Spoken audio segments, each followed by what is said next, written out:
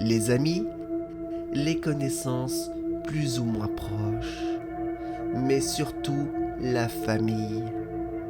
Il ne manquait personne, et je dois bien avouer que ça me faisait énormément plaisir, mais surtout chaud au cœur, de voir tout ce monde réuni à mes côtés, pour surmonter cette terrible et glaciale épreuve.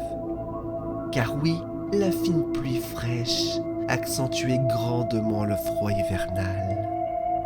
Bien que la plupart possédaient un parapluie pour se protéger de l'averse, et qui par la même occasion partageaient leur minuscule abri avec certains qui n'en possédaient pas.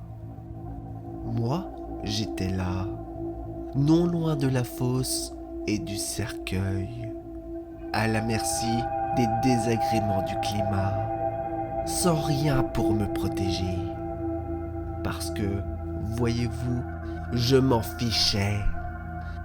Les conditions climatiques n'avaient aucun impact pour moi par rapport à la situation. Cette situation d'une profonde tristesse, mélangée à une sensation particulièrement étrange. Enfin, de mon point de vue. Mais pour le reste de la populace présente, je ne sais pas.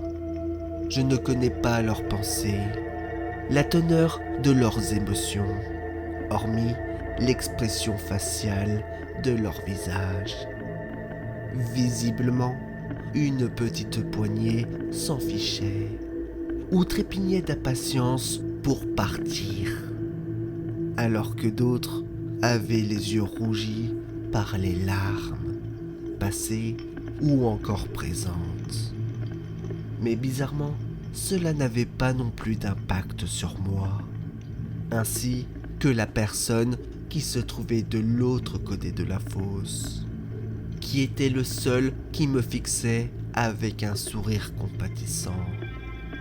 À croire qu'il n'y avait que cette personne qui était consciente de ma présence, en ce lieu suspendu dans le temps. Que personne n'avait pas conscience de notre présence.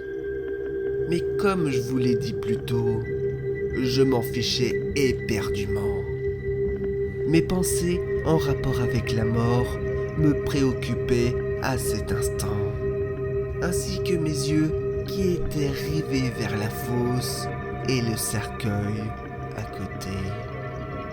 Même si mon esprit d'enfant ne comprenait en rien à la situation, cela ne m'empêchait en rien de connaître les bribes d'événements qui ont conduit à tout ceci, qui étaient particulièrement flous. C'est alors que je m'approcha du cercueil pour y poser la main.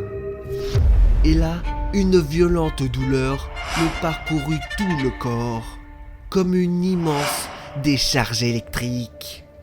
Une décharge si brutale et douloureuse qu'elle me fit raviver en un instant tous les souvenirs qui nous ont conduits ici, dans ce cimetière.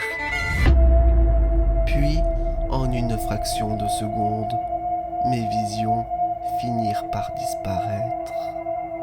Maintenant, tout était parfaitement clair. Des larmes perlaient sur mes joues, tandis que je vis de plus près la plaque dorée sur le cercueil. 2012, mon année de naissance, ainsi que mon nom et mon prénom. C'était moi qui se trouvais dans cette cage de bois lazuré. Maintenant, c'est l'heure qu'on y aille. Résonna une voix dans ma tête, tandis qu'une main se posa sur mon épaule. Je me retourna de surprise, et je vis que c'était l'homme qui était précédemment proche de moi. Je me mis à le regarder avec beaucoup de tristesse. Ne t'inquiète pas, vous vous retrouverez tôt ou tard. Me dit-il toujours dans ma tête, tandis qu'il esquissait un sourire compatissant. Puis la mystérieuse personne me tendit son autre main vers moi. Prends-la, le temps est venu. Il attend ta venue. Après un petit temps d'hésitation, tout en séchant mes larmes, je finis par lui serrer la main. À quelques mètres de là, parmi la foule qui contemplait la mise en terre du cercueil, une femme avait aperçu la scène entre les deux esprits, avant que ces derniers ne disparurent dans un halo de lumière.